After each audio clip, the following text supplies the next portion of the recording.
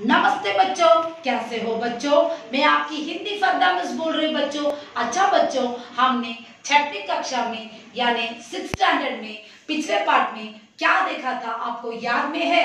हाँ बच्चों, हमने डॉक्टर अंबेडकर पार्ट 2 का लेसन हमने प्रीवियस लेसन में देखा था। एक मिनट बच्चों, आपका किताब ये है। हाँ, उसके बाद अब हम डॉक्टर भीमराव ये है,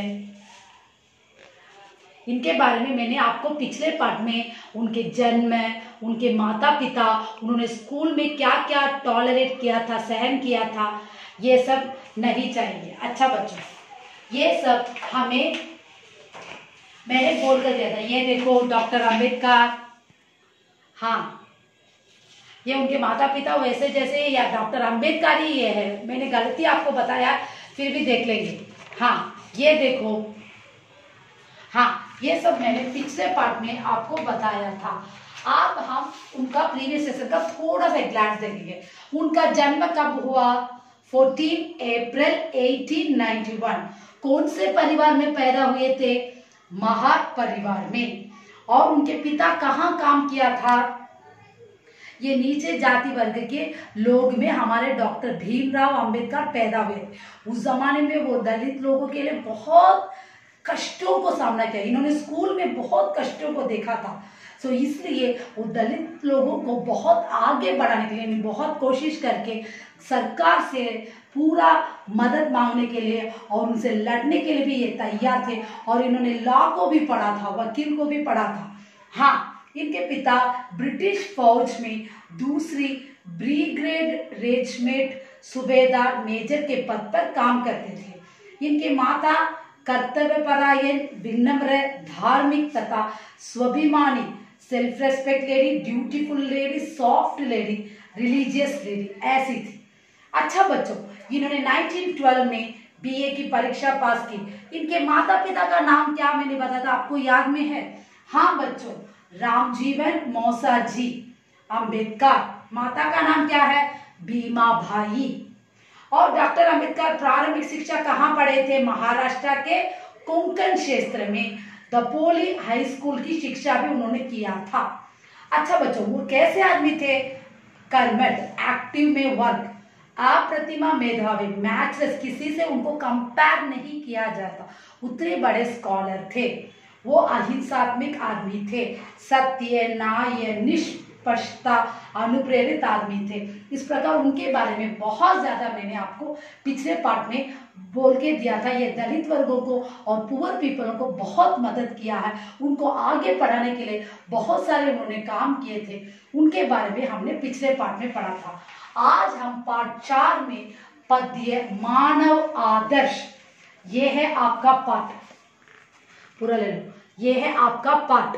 ये है रामधारी सिंह दिनकर, वो चित्र में है देखो, रामधारी सिंह दिनकर। इन्होंने ये पद्य में मानव आदर्श, मानव मनुष्य का रेस्पेक्ट बारे में बोला है। वो एक एग्जाम्पल भी देते, आइडियल मैन के रूप में भी दिया गया है। इनके बारे में आप ये पद्य को अर्थ के साथ हम देखने वाले हैं। एक मिनट बच्चों में पहले चित्रों को बताएंगे। हाँ ये देखो, ये है रामधारी सिंह दिनकर और ये रेस्पेक्टेबल, एनर्जेटिक, कैसे काम करना चाहिए, सक्सेसफुल, ये पूरा ले लो। हाँ, डिटर्मिनेशन ऑफ सक्सेसफुल, कितना हार्ड वर्क करना चाहिए, आइडियल मैन, आदर्श मानव कैसे रहना चाहिए, और मैंने ये चित्र को लिया है। हाँ अच्छा बच्चों, यहाँ पे देखिए, पहले इनका रामधारी सिंह का कवि परिचय हम पहले देखेंगे, उनके लाइफस्टाइल के बारे में।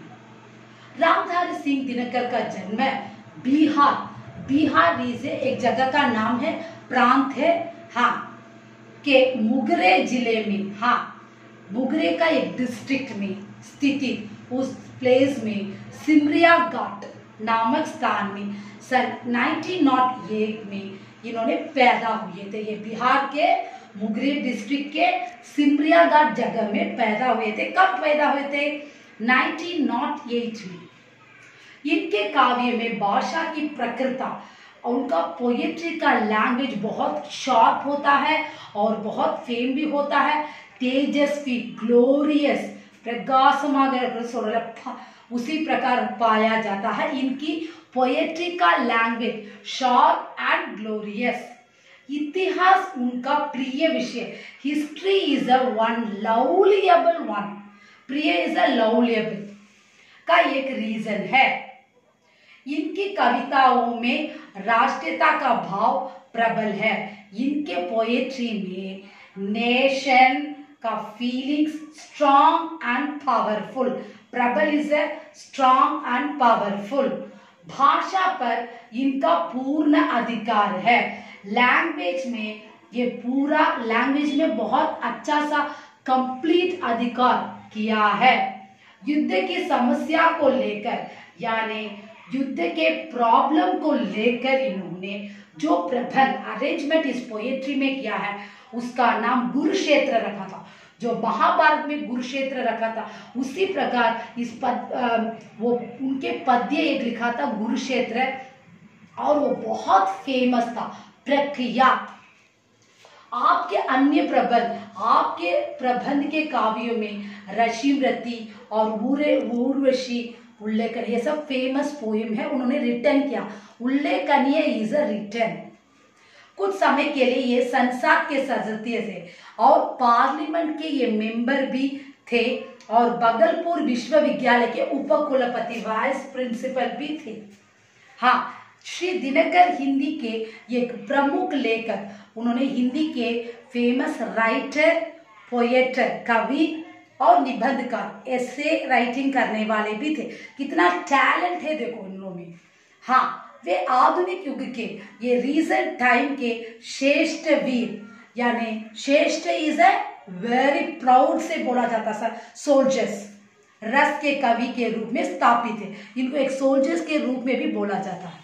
अच्छा बच्चों, उन्होंने संस्कृति, बंगाल, अंग्रेजी और उर्दू का गहन अध्ययन बहुत डीप से मेमोरी किया है। इनको कितना लैंग्वेज जानते हैं?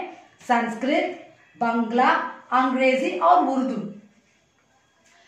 24 अप्रैल 1974 को इन्होंने दुनिया को अलविदा कर दिया। हाँ, इनका डेथ कब हुआ?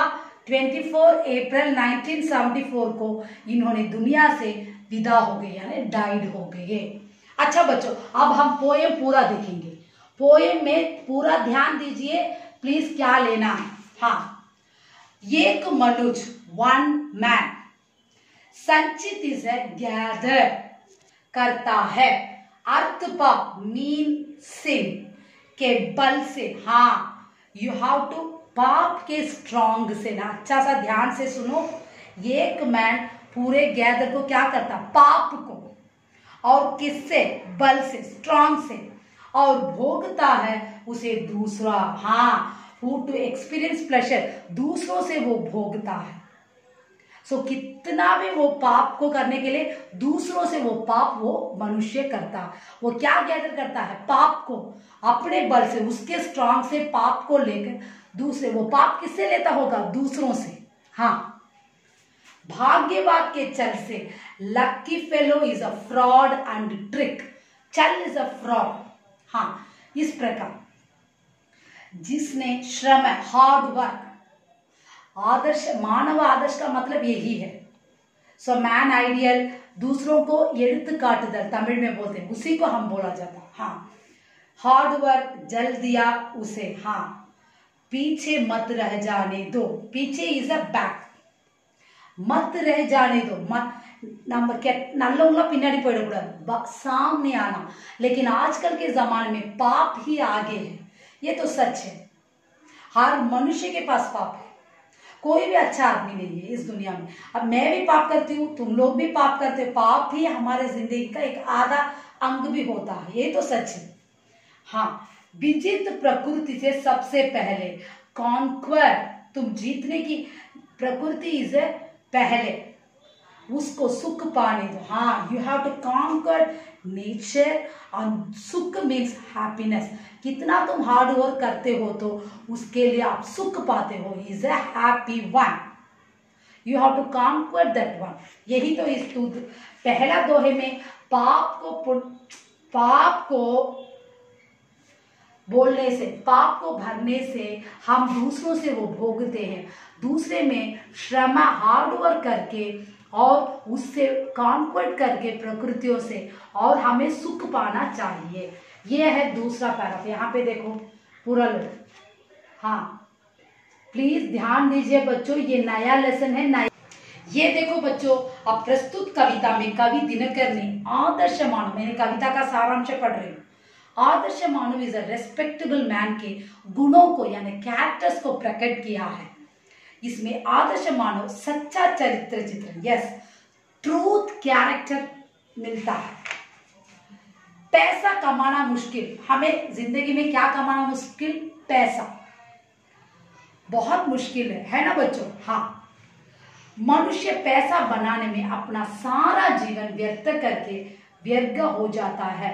मनुष्य पैसे बनाने में, हाँ, जो जॉइन गैदर करने के लिए वो क्या करता है? अपने सारे जीवन को वेस्ट और डर, व्यर्थ इज है डर, ये पूरा ले, व्यर्थ इज है डर, हाँ, उससे डरता रहता, क्योंकि पैसे को जो जमाने के लिए पाप के बल के हम लोग क्या करते हैं? दूसरे बहुत ज्यादा लोग पाप को क्या करते हैं? संपत्ति के रूप में कमाते हैं, प्रॉपर्टी पावत संपादिक्किरदु अधिकमा, हाँ, बल से, उस स्ट्रांग से संपत्ति, you have to earn the property, वह भी भोगता नहीं, அவனும் யூஸ் பண்ண மாட்டான் அந்த காசை, அடுத்தவங்களுக்கும் அது போய் சேரும், वही तो, वह भी भोगता नहीं, ना तो उसके संतान, संतान मीन्स बच्चे, वो भी फ्रॉड करके, ट्रिक करके, छल से, कपट से पाप की घटे पावतोड़े मूटे मटो भर लेता है। फिर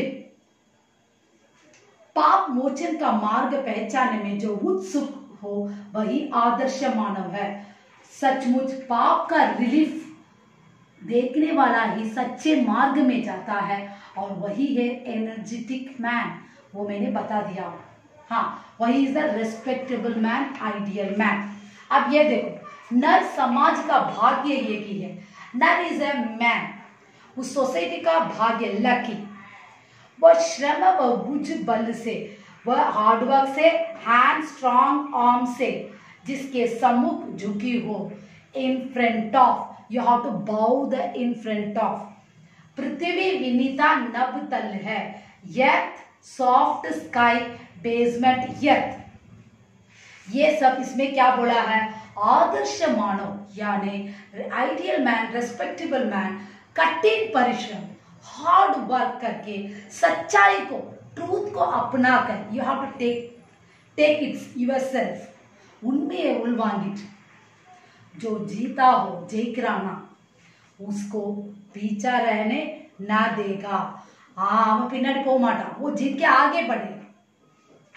अन्य सब लोगों के पहले परिश्रम लोगों को सुख पाने दे, परिश्रम लोग हमेशा हैप्पीनेस होते हैं, सुख पाते हैं, परिश्रमी कभी व्यर्थ नहीं जाते, hard work is never waste the time, यही तो, वो वेस्ट भी नहीं जाते, ये तो सच है। आदिवासी एनर्जेटिक लोग देखो, किस्मत, भाग्य, लकी हाथ में होता है, एनर्जेटिक पेपर के लिए लक, किस्मत तले எழுத்துன்னு சொல்றோம், அது நம்ம கையில இருக்கு, हाथ में होता है। श्रम, हार्ड वर्क, बुझभर, योर हैंड्स एंड स्ट्रॉन्ग, कर्मठन, वर्क, हाँ, का भाग्य है, your work is a very wonderful work. ऐसे लोगों के सामने पृथ्वी, पृथ्वी इज ए भूमि, और नभ, नभ इज ए आसमान, इज अ वेरी सॉफ्ट को सर झुकाते, हार्ड वर्कல हार्ड वर्क ஒரு மனிதர்கிட்ட இருந்தா வானமும் பூமியும் அப்படி சாஃப்ட்டா தலவணும், वही तो बोला है, मतलब उसका सलाम सलाम करते हैं, हाँ, वही तो सच है। आदर्श मानव के लिए राजा प्रजा, एक मिनट मैं पैराग्राफ ये बोल देती हूँ, राजा प्रजा नहीं कुछ होता, राजा भी नहीं है, पीपल भी नहीं, कोई भी, ऑल आर इक्वल, इसमें बोला है। सब मनुष्य, मनुष्य के रूप में देखो, वो बड़ा हो छोटा हो, होता मात्र मनुष्य, ओनली मैन, मात्र is a only, Manuj is a man, भाग्य लेख होता ना मानुज को, लक्की वच्ची நம்ம முடிவு பண்ண கூடாது, हाँ, होता कर्मठ is effort untiring, you have to, Tamil में विड़ा मुयற்சி बोलते हैं। ये सब हमारे हाथों से होता है। कौन यहाँ राजा किसका है, यार यार राजा, यही तो सवाल है। किसकी कौन प्रजा, कौन यहाँ का पीपल है। नर ने होकर भ्रमित स्वयं ही, हाँ मैन के अंदर कॉम्प्लिकेशन, भ्रमित, you have to own yourself, you have to tied the head, सिरजा। अच्छा बच्चों, अब हम ये पैराग्राफ को देखेंगे। हाँ, आदर्श मानव के लिए, रेस्पेक्टेबल मैन के लिए, आइडियल मैन के लिए राजा प्रजा कोई बात नहीं, नॉट डिफरेंस। अरे वो राजा है, बहुत डरते हैं, अरे हम तो साधारण प्रजा हैं, all are equal in the society. भेदभाव, नो डिफरेंस, उसकी दृष्टि में सब मानव, आइडियल मैन और रेस्पेक्टेबल मैन के मुन्नाडी எல்லாருமே ஈக்குவல், वो राजा भी हो प्रजा भी हो। उसको कर्मठन का भुजबल ही भाग्यबल, उसका एफर्ट कौन सा है, उसका विड़ा मुयற்சி कौन सा है, तमिल में विड़ा मुयற்சி, कर्मठो, हाँ वो हाथ है, स्ट्रांग है। तुम्हारे हाथों से तुम हार्ड वर्क करते तो तुम जीत सकते हो। दिनकर जी के विचार में परिश्रमशील लोगों की दुनिया में कौन है, हाँ you have always your thought and ideas, hard works, ये सब दुनिया में कौन है लोग, किसका राजा और कौन किसका प्रजा, क्योंकि सब उन्नति के लिए எல்லாருமே करेक्टाன वेல போறோம், उन्नति के मार्ग में, हाई लेवल के मार्ग में, सब राजा भी हो प्रजा भी हो। ऐसी दुनिया में सामान्य मानव को किसी प्रकार भ्रम, कॉम्प्लिकेशन, भय, फियर नहीं होता। அவனுக்கு எந்த காம்ப்ளிகேஷன் ஃபியரும் என்ன பண்றான், பயப்படவே மாட்டான், எதனால ஜெயிச்சு வருவான், ஹார்ட் ஒர்க், आदर्शमान, क्योंकि वह तृष्ण, थर्स्टी, हाँ பேராசைன்ற ஒரு விஷயம் அவங்ககிட்ட கிடையாது, हाँ वही तो है, इसे हम एम्बिशन बोलते हैं, एम्बिशन नहीं है பேராசை तब, थ्रिस्ट, THIRST।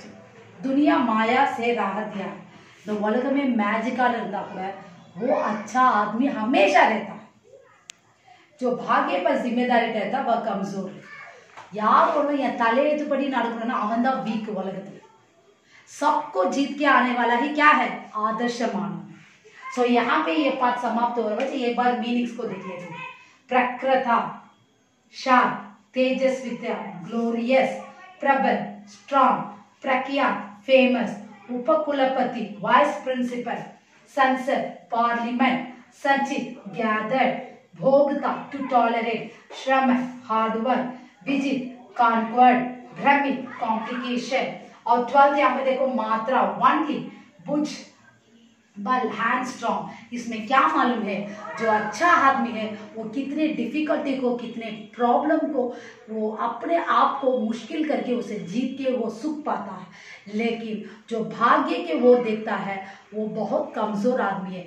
यही हमारे श्री रामधारी सिंह दिनकर इस पद्य में बोला है।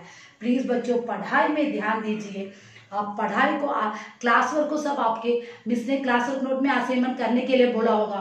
प्लीज़ बहुत सुंदर हैंड राइटिंग लिखिए, कोई डाउट हो तो मुझे कॉल करके पूछिए। कोविड-19 में बाहर मत जाइए बच्चों, प्लीज़ बच्चों पढ़ाई में ध्यान दीजिए। अभी टेस्ट आने वाला तुम्हें सितंबर में, उसे पूरा कीजिए। धन्यवाद।